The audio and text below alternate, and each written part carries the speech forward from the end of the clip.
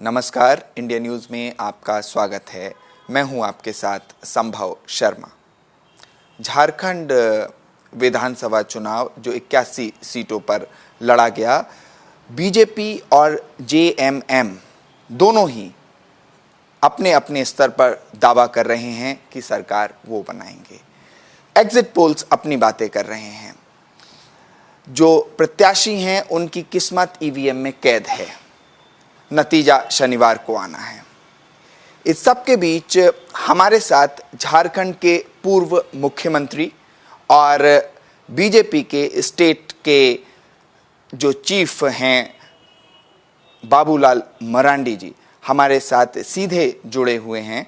हम अपने दर्शकों का उनसे परिचय कराएंगे और उनसे जानने की कोशिश करेंगे कि अगर भाजपा आती है सत्ता में तो क्या क्या उनके प्रायोरिटीज होंगी और किन मुद्दों पर इन्होंने चुनाव लड़ा, और आगे और भी हम सब बातचीत करेंगे। सीधे मैं आपका तारुफ बाबूलाल मरांडी जी से कराता हूं। बहुत बहुत धन्यवाद इंडिया न्यूज़ से बात करने के लिए सर। चलिए, बहुत बहुत धन्यवाद आपके दर्शकों को हमारी ओर से। शुरुआत करते हैं। थोड़ी थोड़ी कुनकुनी ठंड है झारखंड में और इलेक्शन का माहौल, फीवर एकदम हाई है। एक शाम बची है, ये वक्त बीतते ही कल सुबह तक नतीजे साफ हो जाएंगे। नहीं, स्वाभाविक, अब तो कुछ ही घंटे बचे हुए हैं जी। और कुछ घंटों के बाद मतगणना प्रारंभ होना है और इसके बाद पता चल जाएगा। आपने अपने जीवन में कई चुनाव देखे होंगे। ये चुनाव, पुराने चुनाव, 19 का चुनाव और भी कई चुनाव हुए झारखंड में, और कैसे अलग 2024 का चुनाव था?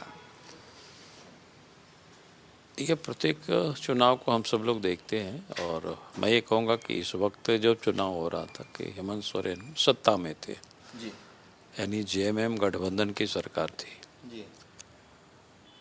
तो उस सरकार से जितनी लोगों ने उम्मीदें की थी और उन्होंने जितना वादाएं भी की थी जनता के बीच, लेकिन उन सब वादा को उन्होंने पूरा नहीं किया, बल्कि उल्टा हो गया 5 वर्षों में।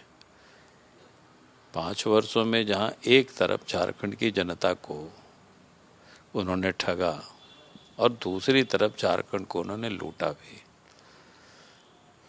अर्थात करप्शन ऊपर से लेकर के नीचे तक आम लोगों का जीवन बिल्कुल दुभर हो गया।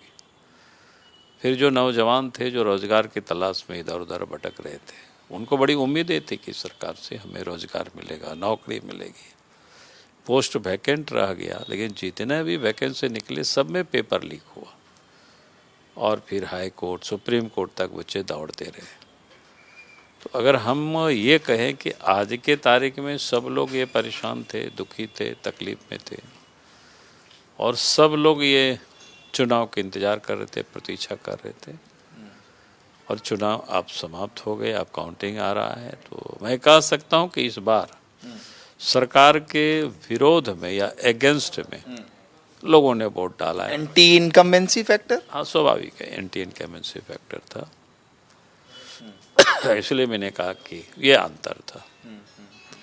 नतीजों में अब कुछ ही घंटे बचे हैं, सुबह होगी और लगभग स्थिति साफ होती चली जाएगी। 11-12 बजे तक आमतौर पे स्थिति साफ ही हो जाती है। तो आप कितना कॉन्फिडेंट हैं? मैं तो पूरी तरह से, हम ही नहीं बल्कि झारखंड की जनता भी कॉन्फिडेंट है। अगर आप किसी से भी पूछेंगे कि भाई सरकार किसकी आ रही है, तो सब आपको बताएंगे कि बीजेपी एनडीए गठबंधन की सरकार आ रही है, और उसका कारण भी मैंने आपको बताया। और हम सब लोगों ने भी चुनाव के बाद बूथ स्तर के कार्यकर्ताओं से जो राय, जानकारी जो प्राप्त की है, तो हम कह सकते हैं भारतीय जनता पार्टी एनडीए गठबंधन को 51+ सीटें इस बार मिलने जा रही है। 51+ सीटें, पूर्ण बहुमत? पूर्ण बहुमत।